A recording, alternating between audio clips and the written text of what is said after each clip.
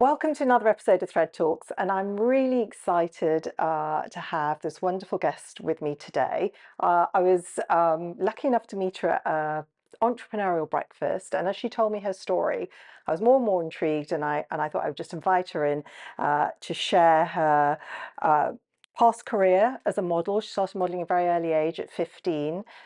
From New Zealand, and she has now forayed into the world of mushrooms.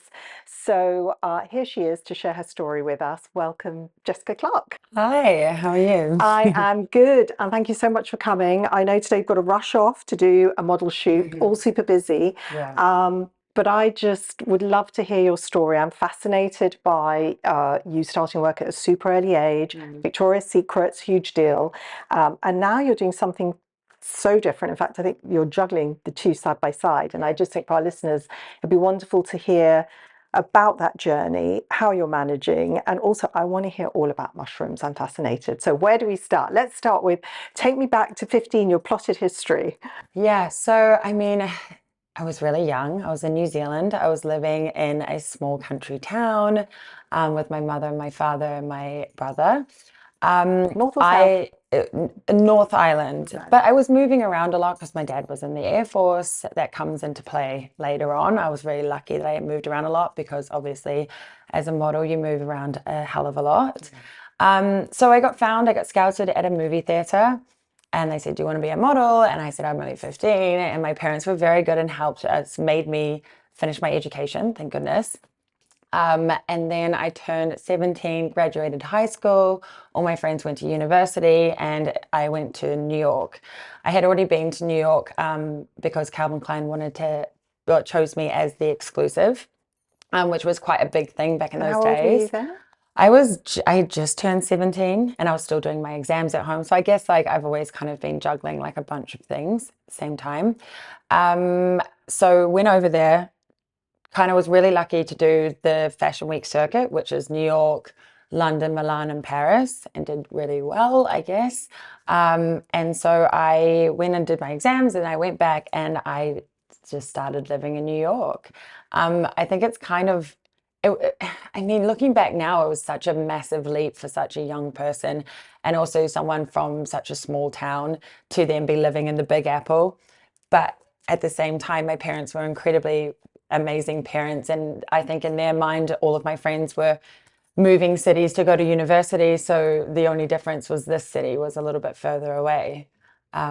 So yeah, that was the beginning of It is a young age, and you do hear stories, but then you've obviously got through it, and you seem really comfortable in your skin. And yeah. have you enjoyed the journey? Yeah, definitely. I mean, there's so many things that modeling has brought to me, other than obviously the career. Like it's about like traveling different places and areas, being exposed to different cultures, getting to like be surrounded by the top creatives of the industry. And I mean, that's actually had a profound effect on, like, say, the packaging from my business because I've been around such amazing creatives my whole life. Um, what else? Meeting new people, getting to kind of like grow up pretty fast, but in such a colorful world. Yeah, it's incredible. And I think sometimes we will have to take moments in our lives to just sit back and think, wow, Yeah. because it can be overwhelming and exhausting and all of that, especially when you're young. And tell me, when did you pivot into the world of wellness mushrooms? Yeah, I guess similar to kind of what you were saying is that there is the downfalls as well. So at 24, I had chronic burnout. I was modeling all over the world, but I was also traveling and living in different hotel rooms and looking after myself in a way, but actually not looking after myself to the extent that I needed to. Came from like an athletic background, and I learned about how to kind of like your nutrition, your sleep, and like your active recovery, and how important those pillars are to your health. But when I went overseas and was traveling around the world, all of that kind of went out the window. And I was trying to do it all and look the best that I could without any kind of like team around me, without my family around me, without a nutritionist, without a like the people that I had, the structure that I had in my, like when I was playing netball at the high level. Um, And so I was doing it all myself and I was doing it really badly. And I wasn't sleeping and I wasn't eating like the right food. And I was trying to stay a certain weight. And I was, didn't have any routine or structure. And so I hit chronic burnout at the age of 24. And I was taking supplements left, right, and center. And the world of health and wellness was ultimately convoluted at that stage, like even 12 years ago, and filled with like synthetic products. And even nutritionists, like from the top level that I'll go and visit, would say, here, have this protein bar to replace your lunch. And like, first of all, toxic as hell, Yeah. especially being from New Zealand, where everything's kind of natural. I would turn over the back of the package of the protein bar and it would have like 50,000 ingredients and not one of them I could pronounce and not one of them was like something natural. So I knew in the back of my mind that this wasn't health food and wasn't actually good for me. So I was like, that's enough is enough. And I want to go back to what I know. My mother is Indigenous Māori. And so I grew up deeply connected to nature and we use plant remedies at home. Um, and yeah, use nature as healing. So that was really authentic to who I was. So I stripped it all back to something supernatural. So I just natural food, whole foods, good hydration, sleep, like really, really simple, basic fundamentals of health and wellness, and then supplementing with only natural products.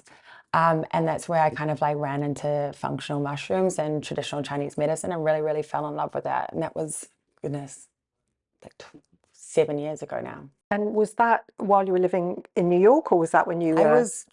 When I found mushrooms specifically was actually in LA. LA is a bit ahead of the curve. America, not so much, but LA definitely in that health and wellness space.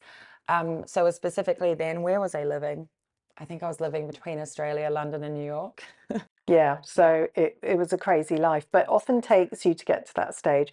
And I was just talking to the founder of Neom, who said the same thing, that just by feeling exhausted and needing to look after herself, but not knowing how best to, she discovered um, aromatherapy and Yeah. candles and how they can really help you. Yeah, it's a real shame that you have to hit like breakdown for you to actually like take your health and wellness serious. I totally agree, but I think sometimes an entrepreneurial journey Mm. needs that for you to have that pivotal moment Yeah, where you think, okay, no one else is doing this, so I'm going to do it. yeah.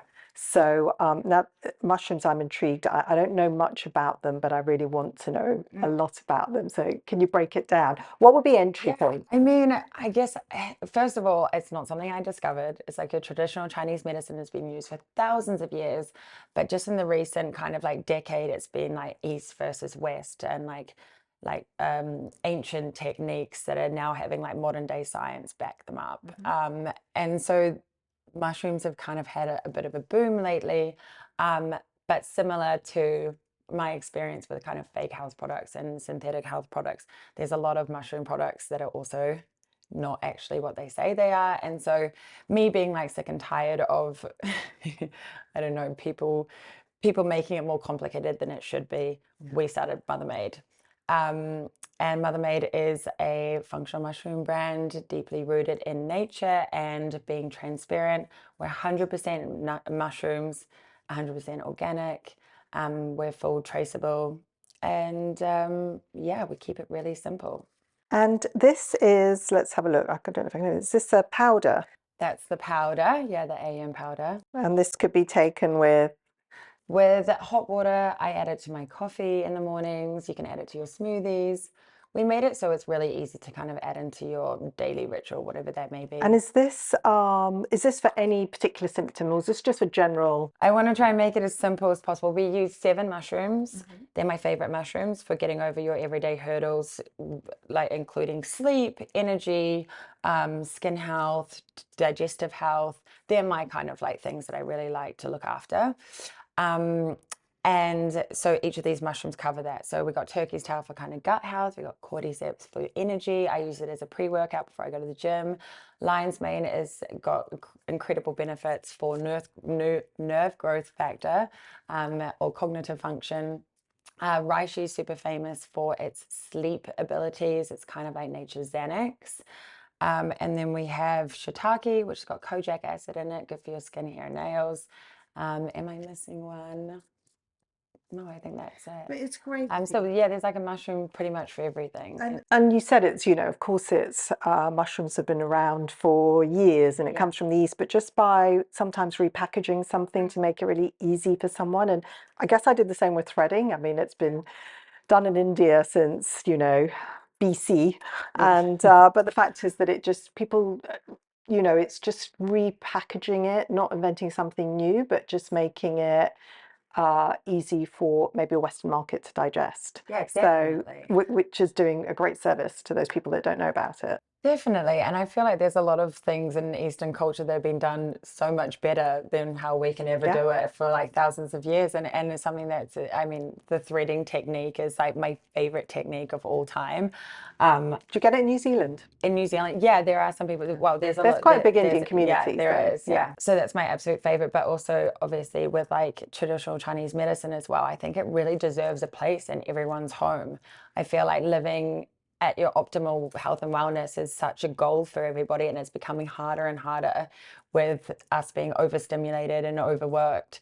And so mushrooms being adaptogens, which helps you cope with stresses, and then all the little things that I've just said before, and helping us in this modern day life. It just, I really want to repackage it and reserve it to the Western market and be like, look, like I know this has been done for thousands of years, but it can actually help us right now, right here in the world that we're living in. And do you think just taking a selection of different mushrooms is good enough, or do you need to add that to your list of supplements? Because this is the bit No, where I get oh God, super confused. It's like, no, okay, no, so we've got the whole magnesium, the yeah, omegas, I yeah, mean, it's never ending. But do you yeah. think mushrooms just throw that in? I mean, it's each their own. And in an ideal world, everyone would go to a nutritionist and get all the testing done. It's super expensive and not always attainable for everybody. Um, I mean, it really does start with the four pillars I talked about before, which is like rest, recovery, nutrition, sleep, and water. So my nutrition, like try and get your nutrition down. Like I'm not saying that you can eat McDonald's every day and then have mushrooms, and you're going to feel fantastic. Yeah. It's kind of like comes down to common sense. However, there's a lot of things in our like soils and food production where we're not getting the same like minerals and vitamins that we used to from our food. So there is like a level of supplementation that we do have to do to live to our optimal level. Um, Mushrooms for me are super important to add into my everyday, and they're the only supplement I use because there's one thing that there's no supplement or no food or no sleep can help you with, and that's stress. And stress to me is the unraveler of everything in my life. It affects my sleep, it affects my mood, it affects my digestive system sometimes. So being mushrooms, and there are a few other herbs and plants that have adaptogenic qualities as well, but that being one of the most powerful adaptogens that you can find out there naturally is the main reason why I take it, and is the main reason why I think I have overcome so many of my health issues. It's because I'm able to harness my stress response. Yes, I think you're absolutely right. Stress is the root of all Evil. ailments, evil, yeah. And Mother Made is where has that is that related to your mum and ode to your mother? Is it? Well, I mean, that's so sweet because yeah, yeah, I'm gonna say yes actually because I love everything Mother Nature. My mother is like a huge inspiration for me. Um, uh, but I guess, yeah, I guess it kind of, I started this company with my best friend, and I mean, more about business talk. When you're like trying to come up with a name for your business and you have a list of like 50 things, you're going back and forth. And it was just the one that was on the piece of paper, and she didn't like it, even though she came up with it. And I was like, no, I swear it's, No, I think it's lovely yeah, actually. You're right, Mother Nature, yeah, the your mother, mother. and the fact that you grew up in an environment that was very much about going back to nature. Definitely. Yeah. Papatuanuku was like that's like the earth mother in my culture. We call it Papatuanuku. And she's like like our gods. This is so random. You can cut this out of the podcast. But we have like gods. So we have like Rangiora, which is Sky Father, Papatuanuku, which is the earth mother. And then we have like Tawhiri Mātea, who's like the god of wind. And so like our gods are directly connected to parts of nature. I love that. I didn't know that there were all these gods, this sort Yeah, of, yeah. kind of Yeah, mythical yeah, it's side like a to married. mythical, Yeah. yeah, exactly. Is it a crowded market? Is there a lot of competition out there at the moment? Yeah, I mean, I guess because it's just become popular. There's not a lot of like legislation around uh, what an actual mushroom product, if it says mushrooms, what actually does that mean? And there are a lot of products that are made of the mycelium grain. So the kind of the where the bioactive compounds exist is within the fruiting body. So I like to think of it like an apple tree. So the fruiting body or the mushroom is the apple, and then the mycelium grain is like the tree and the soil. And you can crunch up the entire tree, the root system, the soil, and the apple, or not even the apple, and say it's a mushroom product.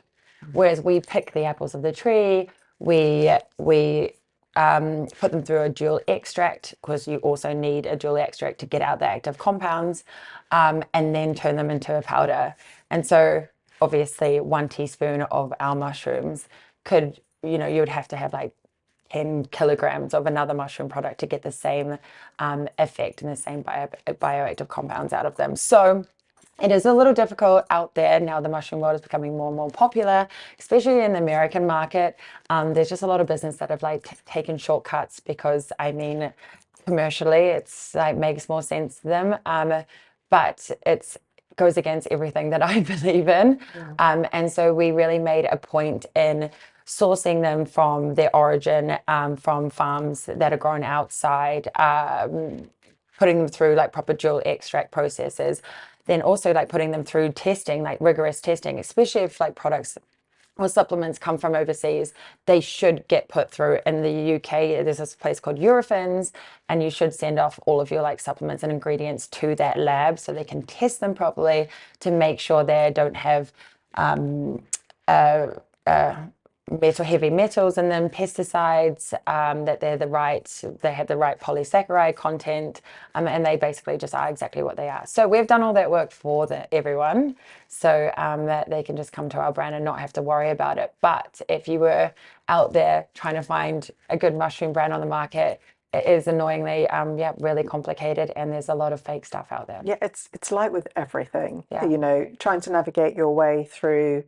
products that are, Dupes. yeah, doing what they say they do is really tricky. So that I think that's really helpful for listeners, and also to know what to look out for in terms of nasties, and to really understand the process of getting the, I guess, the best out of Yeah. the mushrooms. Yeah, because otherwise, why take it? It's just another thing to add to your day. It's like now that you know it's actually exactly what it is, and you're not wasting your time, I guess. Yeah, no, exactly. Yeah. So thank you. That's really helpful. And I mean, you're obviously juggling Mother Maid and modeling.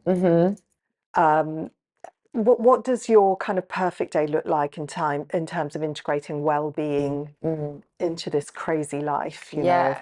Well, I mean, that word like perfect day, actually, I tried to achieve the perfect day like my entire life pretty much. And like I knew like what rituals and routines I can get into the routine. And then quite often after 7 days, I would break that routine and I would be mad at myself. And then I would go into this destructive kind of like downward spiral. And I actually learned over my 32 years of being on this planet, it's actually more about the like micro rituals and the micro goals. And so that could be 30 minutes of movement every day, non-negotiable, no matter if it's like a really intense Barry's boot camp or if it's literally just walking the dog 100 meters down the road and like back again. Well, 30 minutes, try. Um, and then also like having a mushroom latte in the morning, like that's my little ritual that I set up. It's something I enjoy. I feel like I've like, done a little bit of self-love by giving myself adaptogens, antioxidants, immunity, starting my morning off, not with like some skyrocketing caffeine-fueled cup, but something that's, bringing myself some calm and joy and what else? I guess, oh, there's a new one that I'm starting to do. A micro goal every day is doing a cold shower at the end of my morning shower. I swam in the North Atlantic Sea in Ireland this weekend, and it honestly, I got up to my knees and I was Okay. like, oh, but it's strange. And then I did have a little dip, and I came out and I did feel good. Yeah. So there's something in it. There's definitely some. I've been reading this book by TJ Powell. It's called The Dose Effect.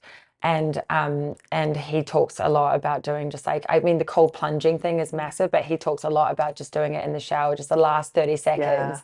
And honestly, like, I mean, he talks more about into like the dopamine hit and what it does like neurologically.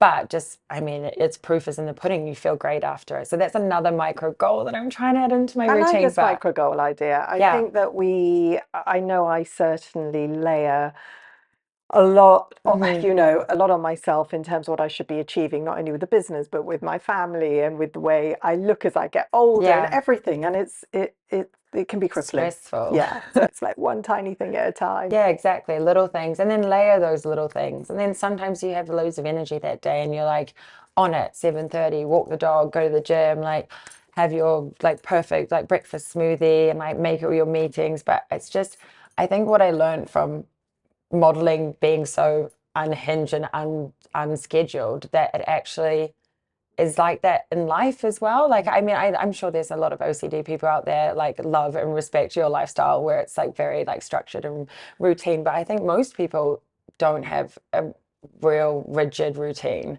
I think there's always things that like change, whether it be if you've even if you've got kids that like a play date cancels and now you've got an extra 3 hours, or if there's formal meetings that get put into your day as a CEO and then you no longer can like tend to the goals that you were trying to work on that day because you're in board meetings for like 4 hours that day. I think it's quite an entrepreneurial thing to go with the flow. I Mm, think it's really hard to have a very regimented mm. plan of, the week, let alone the year, let alone your 3-year plan. I find that anyway. So I think it's kind of an attribute, actually, just you just go. You have to just go. And sometimes you hit a wall. And I mean, I don't know, you've probably found being an entrepreneur, the challenge is quite different to being a model. Or maybe not, Yeah. maybe there's a lot of similarity. But I sort of wondered as you've been setting up Mother Made, what have been your kind of the big ones that you've thought you've actually managed to navigate? Yeah.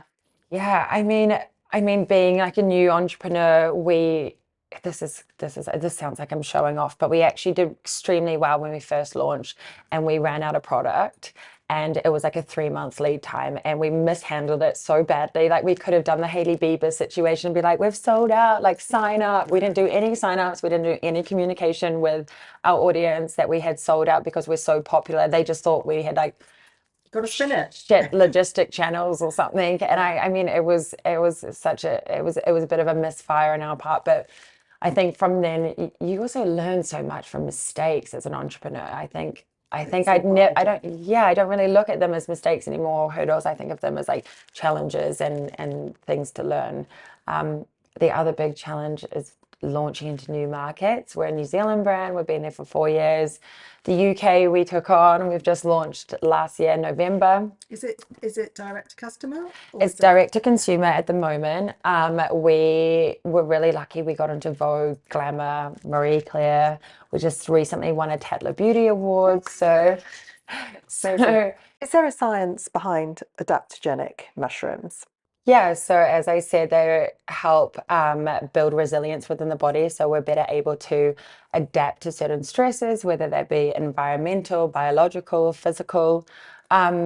It's knowing that it helps modulate the HPA axis, and the HPA axis is responsible for the stress response within the body. And then also, I think what is really important is that it also helps your immune system, and that works through beta D glucans, and they are the compounds that are responsible for immunomodulating.